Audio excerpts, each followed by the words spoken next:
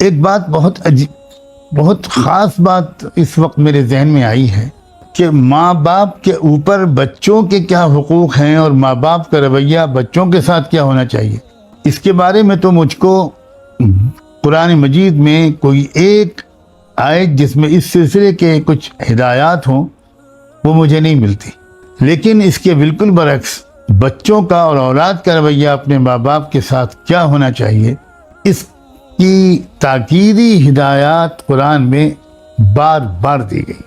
اس کی وجہ علماء قرآن نے، علماء نفسیات نے یہ بتائی ہے کہ ہر ماں اور ہر باپ کے دل میں اپنی اولاد کی ایسی شدید محبت ہوتی ہے، اتنا زیادہ ان کی فکر، لگاؤ، محبت ہوتی ہے کہ اس سلسلے کی کسی الگ سے ہدایت دینے کی، ماں باپ کو ہدایت دینے کی کوئی ضرورت نہیں تھی، وہ تو ان کی فطرت میں داخل ہے۔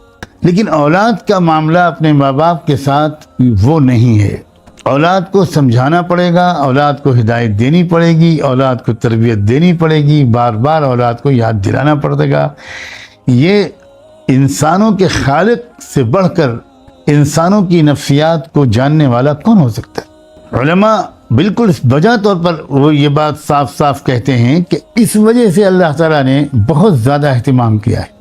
میں نے ایک آیت پڑھی، وَقَضَىٰ رَبُّكَ أَلَّا تَعْبُدُوا إِلَّا إِيَّاهُ وَبِالْوَالِدَيْنِ إِحْسَانًا، کہ اللہ تعالیٰ کی طرف سے یہ بات صاف فیصلہ کن انداز سے بتائی جاتی ہے کہ اللہ کے سوا کسی کو اپنا معبود کبھی نہ بنانا، اور اگلے ہی جملے میں کہا جاتا ہے وَبِالْوَالِدَيْنِ إِحْسَانًا، اور اتنی ہی تاکید سے یہ بات بھی تم کو بتائی جاتی ہے کہ اپنے ماں اور باپ دونوں کے ساتھ اچھے سے اچھا برتاؤ کرنا۔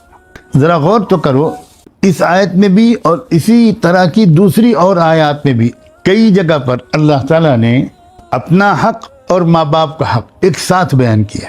یہ اتفاقاً نہیں ہے، قرآن مجید کا ہر لفظ میرے عزیز بچوں انتہائی حکمتوں پر مشتمل ہوتا ہے۔ یعنی ایسا معلوم ہوتا ہے کہ اللہ تعالیٰ ہم لوگوں کو اپنے والدین کے حق کے بارے میں اتنا حساس بنا دینا چاہتے ہیں جتنا وہ ہر بندے کو اور بندی کو توحید اور شرک کے بارے میں حساس بنانا چاہتے ہیں۔ اتنا سنگین معاملہ ہے۔ قانونی برتاؤ کو احسان نہیں کہتے، یہ ذہن میں رکھنا۔ ان اللہ یأمر بالعدل والاحسان، قانونی برتاؤ العدل ہے۔ اللہ تعالیٰ حکم دیتا ہے کہ بھئی ہر ایک کو اس کا حق دو، کسی کا حق نہ مارو، یہ ہے قانونی برتاؤ۔ لیکن اللہ تعالیٰ صرف اس کا حکم نہیں دیتا، احسان کا حکم۔ یہ کافی نہیں ہے کہ تم سب کے ساتھ صرف انصاف کا معاملہ کرو، انصاف سے آگے بڑھو، سطح کو ذرا بلند کرو، اچھا سلوک کرو۔ یہی لفظ بولا ہے والدین کے برتاؤ کے لیے، وَبِالْوَالِدَيْنِ إِحْسَانًا۔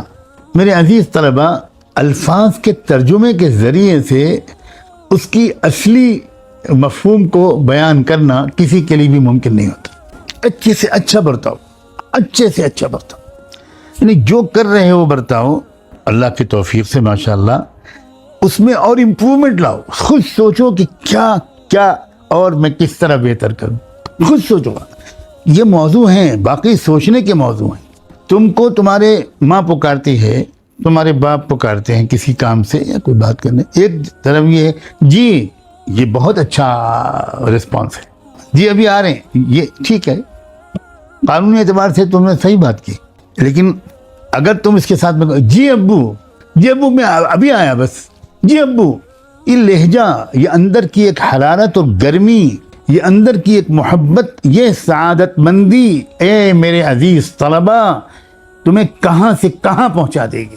قانونی طور پر تم کوئی بات کرو گے، تم کو خود نہیں نظر آ رہا کہ تمہارا چہرہ کیسا ہے، تمہارا انداز کیا ہے، تمہیں نظر نہیں آ رہا، لیکن تمہارا باپ تو دیکھ رہا ہے نا، تمہاری ماں بھی دیکھ رہی، تم سمجھ رہے ہو میں نے بالکل ٹھیک جواب دیا ہے۔ لیکن تم خود باپ بنو گے اس وقت تم کیا ایکسپیکٹ کرو گے اپنے بچوں سے؟ یہ سعادت مندی یہ ہونٹوں سے جھلکتی ہے، آنکھوں سے، چہروں سے، لہجے کی گرمی سے، جس کے اندر ایک خاص قسم کی محبت، ادب، سب کچھ ہوتا ہے۔ یہ سب مل کر احسان ہوتا ہے۔ اور یہ تو میں کہہ رہا ہوں کہ پکارنے پر تمہارا ریسپانس، یہ تو ایک مثال یا ایک پہلو ہوا۔ اتنا سعادت مند اولادیں اس قدر اس سلسلے میں حساس ہوتی ہیں کہ وہ سمجھ جاتی ہیں اشاروں سے کہ ہم کیا چاہتی ہیں، امی کیا چاہتے ہیں۔ اس زمانے میں یہ جس اولاد نے یہ سطح حاصل کر لی، سمجھو کہ وہ کامیاب ہو گیا، اسے بہت کچھ ملے گا۔ ماں باپ کی ایک مسکراہٹ، ایک دلی خوشی شاید نہ جانے کتنی رکعت نمازوں سے زیادہ انسان کو کامیاب کر دیتی ہے۔ اور ذرا سا روکھا انداز، ذرا سا قانونی انداز، جس میں وہ بچہ لڑکا تو سمجھ رہا کہ میں نے تو بالکل کوئی غلط بات نہیں کی، اب اسے کون سی عدالت میں لے جایا جائے جو سمجھا جو فیصلہ ہو، یہ قانونی بحث کی چیزیں بالکل نہیں ہیں۔ اب دیکھو اللہ تعالیٰ کیا فرماتے، میں نے دوسری آیت پڑھی تھی، وَإِن جَاهَدَاكَ عَلَىٰ أَن تُشْرِكَ بِي مَا لَيْسَ لَكَ بِهِ عِلْمٌ اللَّهُ أَكْبَرُ فَلَا تُطِعْهُمَا، یعنی اگر تم میں سے کسی کے ماں باپ مشرک ہیں، تم ہی مان لے آئے لیکن نہ ماں باپ تمہارے مشرک ہیں اور وہ تمہیں مجبور کر رہے ہیں، جاہداک لفظ جہاد بولا ہے اللہ نے، اللہ اکبر، مجبور کر رہے ہیں، ٹارچر کر رہے ہیں، نہ جانے کس کس طریقے سے تم کو مجبور کر رہے ہیں اس بات پر کہ تم اسلام کو چھوڑو، توحید کو چھوڑو اور شرک و کفر کو پھر سے اختیار کرو، فلا تطعهما، تم اس بارے میں تو ان کی بات کو مت ماننا، یہ بات تو نہیں مانی جائے گی، کیونکہ دیکھو ہر ایک کی فرما برداری کے ایک حدود ہیں۔ اگر آپ کے ایریے کے پولیس اسٹیشن کے انسپکٹر کی طرف سے کوئی ہدایت آئی تو اس کا ماننا ہے اس کو، لیکن اب آگے بڑھ کر مان لیجئے کہ جو ضلع کا ایس ایس پی ہے، کمشنر پولیس ہے، اس کی طرف سے کوئی اور ہدایت آ گئی تو اب ظاہر ہے کہ تھانے کا جو اسٹیشن انچارج ہے اس کی بات تو نہیں مانی جائے گی۔ اللہ کے ساتھ کسی کو شریک کرنے پر اگر تمہارے ماں باپ مجبور کرے اس بات کو تو نہ ماننا، لیکن فوراً فرمایا وَصَاحِبْهُمَا فِي الدُّنْيَا مَعْرُوفًا، مگر دیکھو دنیا کے معاملات میں اچھے سے اچھے انداز سے ان کے ساتھ رہنا، ان کو ساتھ رکھنا، ان کا ساتھ دیتے رہنا۔ اللہ اکبر، کتنی بڑی ہدایت ہے یہ، اللہ اکبر۔ تمہیں معلوم ہے کہ شرک کا گناہ اللہ معاف نہیں کرے گا، اس کے باوجود اس گناہ کے کرنے والے ماں باپ کو بھی کے بارے میں بھی ان کی اولادوں کو یہ ہدایت دی جا رہی کہ غلط برتاؤ ان کے ساتھ بھی نہیں کرنا، ان کی خدمت کرنی ہے، ان کو کما کے لا کے کھلانا ہے، ان کے ہاتھ دھلاؤ، ان کے کپڑے چینج کرنے میں ان کی مدد کرو، ان کی جو ضروریات ہیں وہ پوری کرو، عزت سے پیش آؤ۔ ہمارے ملک میں اور دنیا کے اور ملکوں میں، لیکن ہمارے ملک میں خاص طور پر مجھے رشک آتا ہے ان اولادوں پر، ان نوجوانوں پر جنہوں نے غور کر کے سوچ سمجھ کر یہ اس نتیجے تک وہ پہنچ گئے کہ بھئی صحیح راستہ تو وہ ہے جو قرآن نے بتایا ہے، صحیح راستہ وہ ہے جو محمد الرسول اللہ نے بتایا ہے صلی اللہ علیہ وآلہ وسلم، اور وہ اس نتیجے تک پہنچ گئے کہ محمد رسول اللہ مسلمانوں کے قومی پیغمبر نہیں ہیں، ساری انسانیت کے لیے بھیجے گئے ہیں، اور یہ بھی اس نتیجے تک پہنچ گئے کہ اسلام محمد رسول اللہ نے شروع نہیں کیا تھا، وہ تو سارے نبی، پہلے انسان سے لے کر پہلے نبی اور رسول حضرت آدم سے لے کر محمد رسول اللہ تک جتنے نبی آئے وہ اسلام ہی لے کر آئے۔ تو جن نوجوانوں نے مطالعہ کر کے، سن کر، غور کر کے اور اسلام قبول کر لیا، مگر ان کے ماں باپ نہیں فیصلہ کر پائے۔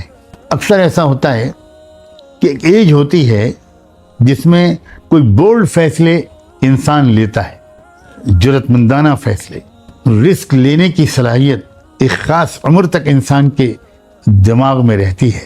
انسان کی جو سائیکولوجی ہے اس میں رسک لینا اور کوئی بڑا قدم اٹھا لینا، اس کی عام طور پر ایک ارلی اسٹیج میں انسان کے اندر زیادہ صلاحیت ہوتی ہے۔ سماج کی مخالفت مول لینا، کوئی خطرہ مول لینا، یہ زیادہ بڑی ایج کے بعد مشکل ہو جاتا ہے۔ ایکسیپشنز تو ہر قاعدے میں رہتے ہیں، اس میں بھی ہیں، اسی لیے عام طور پر دیکھا جا رہا ہے کہ انبیاء علیہ السلام کی بات کو ماننے والے زیادہ تر نوجوان لوگ ہوتے ہیں، جوان نسل کے لوگ ہوتے ہیں۔ اب ایسے میں سے بہت سے لوگوں کو یہ چیلنج پیش آتا ہے کہ ان میں ماں باپ ساتھ نہیں دیتے، مخالفت کرتے ہیں، اور بعض تو بہت سخت مخالفت کرتے ہیں، بہت زیادہ ٹارچر کرتے ہیں۔ اب یہ ایک بڑا مسئلہ ان بچوں اور بچیوں کے سامنے آتا ہے، نوجوانوں کے سامنے آتا ہے، کیا کریں؟ قرآن مجید ایسوں کے بارے میں ہدایت دے رہا ہے کہ دیکھو یہ بات ان کی نہ مانو، مگر تعلقات اچھے سے اچھے بنائے رکھو، اور جو بہتر سے بہتر طریقہ ہے سماج میں جانا پہچانا ان کی خدمت اور ساتھ دینے کا وہ اختیار کر کے رکھو۔